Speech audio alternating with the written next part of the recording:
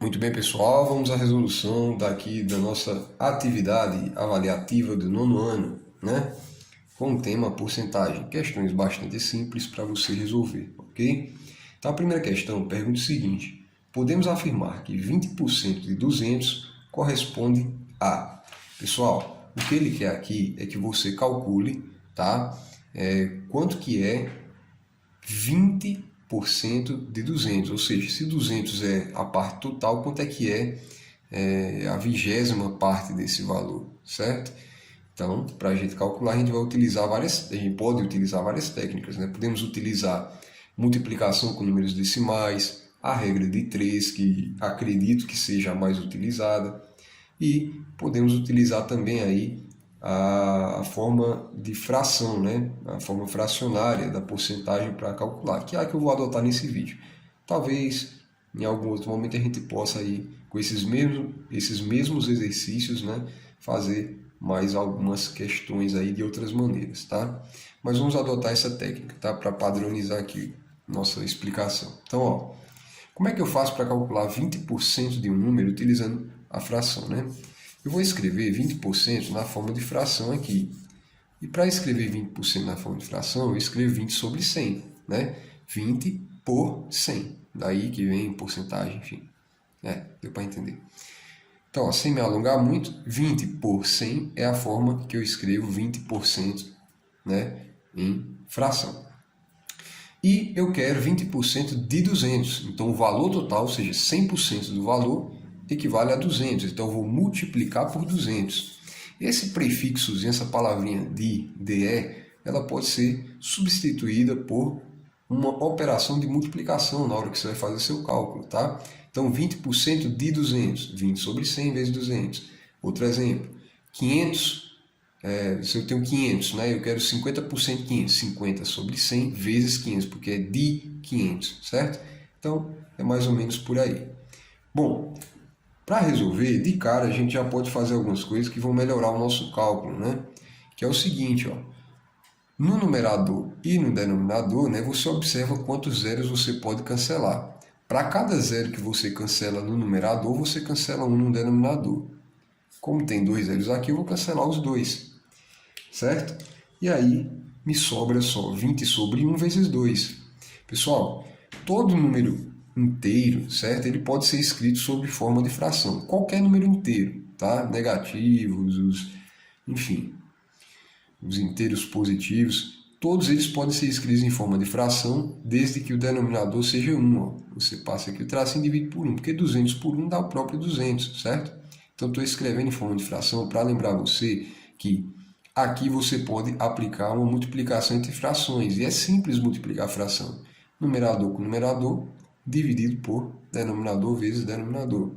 Ou popular, de cima com de cima, dividido por de baixo com de baixo. Bom, pessoal, feito isso, 20 vezes 2, né, já que os zeros eu cancelei, que sobrou 2, então 20 vezes 2, 40, né? 40 sobre 1 vezes 1, que dá 1, né? Então 40 sobre 1 é 40, não precisa escrever, certo? Então tá aí, a resposta correta é 40, ok? Então, para você encontrar a porcentagem, o método é esse. Vamos para a segunda questão, que a gente vai basicamente reforçar o que a gente viu na questão 1. Ele diz o seguinte: julgue a afirmação 12% de 480 equivale a 57,60. Parece que não, né? Parece até que é um número redondo, né? Vamos ver se isso aqui está correto ou não. Vamos lá.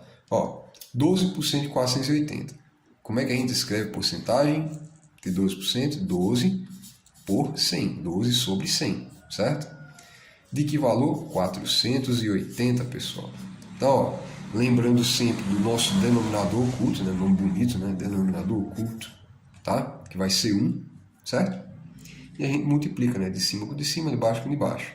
Lembra, se tem como cancelar, vai facilitar bastante, né? Então, ó, cancela esse zero com esse zero aqui, certo? Então, olha só o que sobra. 12 vezes 48 dividido por 10, certo? Vou colocar bem passo a passo, tá? Para que você se oriente aqui, ó. 12 vezes 48 dividido por 10, certo? Então, basicamente, eu resolvo essa multiplicação aqui, né? Então, ó, 12 vezes 48, rapidamente, né? 2 vezes 8, 16, vai 1. 8 vezes 1, 8 mais 1, 9. 4 vezes 2, 8. 4 vezes 1, 4. 6, 9, 9 vezes 1, 17, vai 1. 4 e 1, 5, 576. Olha só, 576, pessoal. E 576, é importante lembrar que quando se divide um valor por 10, você coloca a vírgula, né? Você posiciona a vírgula de maneira que depois da vírgula tem que ter um algarismo, né? Porque depende da quantidade de zeros. Ó. Como o 10 aqui, né? O 10 ele possui um zero apenas, significa dizer que a vírgula tem que ficar numa posição em que depois dele, certo? Depois dela você tem apenas um número. Então, fica 57,6.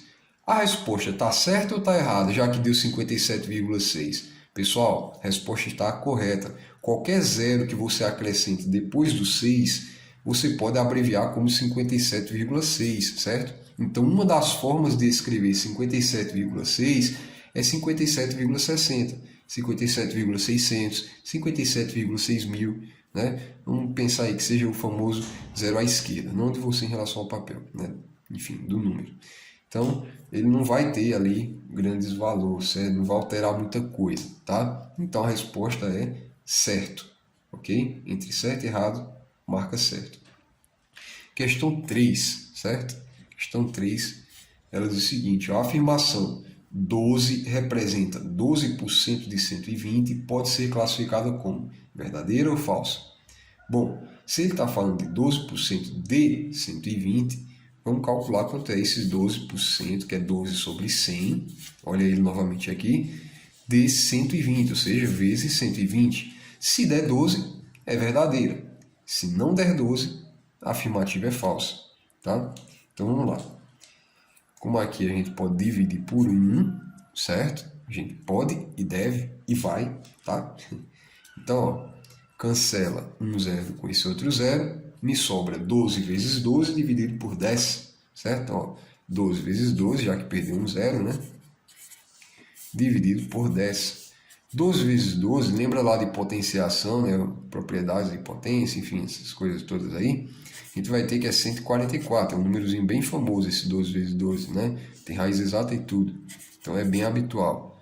Mas se tiver dúvida, você vai lá e multiplica aqui do lado, tá?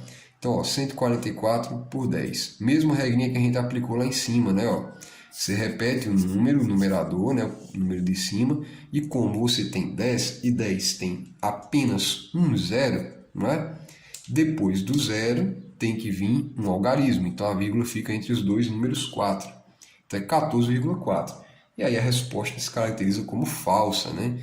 Ah, tô com dúvida, 12 vezes 12. Você multiplica lá, 12 vezes 12, né? 2 vezes 2, 4, 2 vezes 1, 2, que dá 12, 4, 4, 1, certo? Então dá 144. Beleza, pessoal? Na quarta questão, tá? Ele diz o seguinte, se 35% dos 40 alunos da quinta série de um colégio são homens, quantas mulheres existem na classe? Veja, ele diz que 35% dos 40 alunos são homens. Quantas mulheres existem na classe?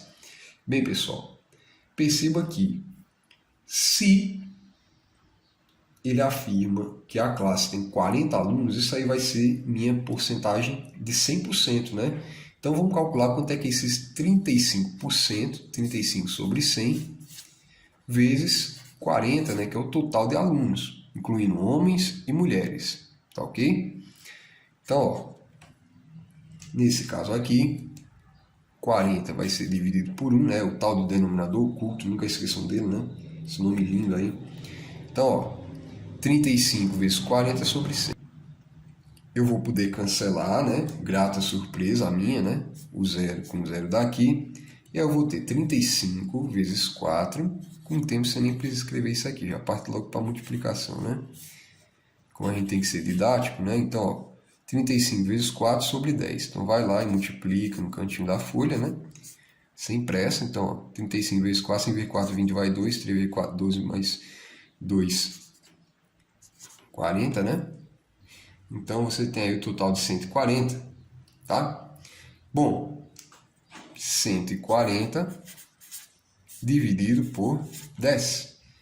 Que grata surpresa a minha. Posso cancelar novamente, sem usar aquela, né, questãozinha lá da vírgula. Então, ó, 14 dividido por 1, 14. Pessoal, essa é a resposta? Não. A resposta não é essa. Por quê? Porque ele diz que 35% dos 40 são o quê? Homens. E ele quer saber a porcentagem, não, o quantitativo de mulheres que existem na turma. Tá? Então, para saber o quantitativo de mulheres, você ainda vai ter que fazer um outro passinho, certo? Então, ó, passinho é, pega lá, aqui, mano, é 35. Você pega lá o 40, certo? Que é a quantidade total de aluno, e vai retirar os 14. Tá? Então, 40 menos 14, que dá 6. Olha só, né? Você vai ter aí um total de 26 alunas, né? Então, são 26 alunas que você tem nessa classe, tá? E a alternativa correta. Somando aí os 26 mais os 14, né? Você tem os 40 alunos totais da classe. Beleza, pessoal? Se ficou qualquer dúvida, deixa aí nos comentários. Valeu, espero ter ajudado vocês de alguma forma.